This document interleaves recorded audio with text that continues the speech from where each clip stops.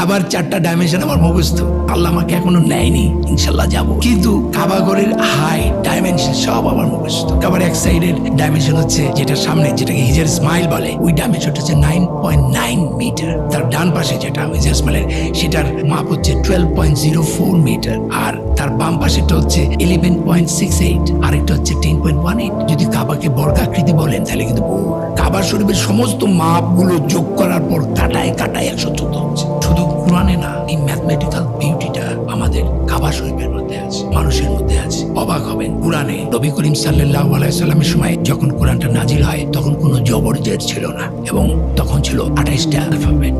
এবং এটা আমি নই, এটা রিসার্চ করে সফটওয়্যার এখন এটা পাওয়া যায়। পুরা কোরআনে 3,25,384টা লেটার আর শব্দ আছে 87,530টা। এই যে 3,25,384টা, এটার প্রত্যেকটা লেটারের যে রিপ্লেসিং অ্যাবসার্ড ভ্যালু, সেটা যদি বসাই তাহলে যে সংখ্যাটা হয় সেটা হচ্ছে 23506,544।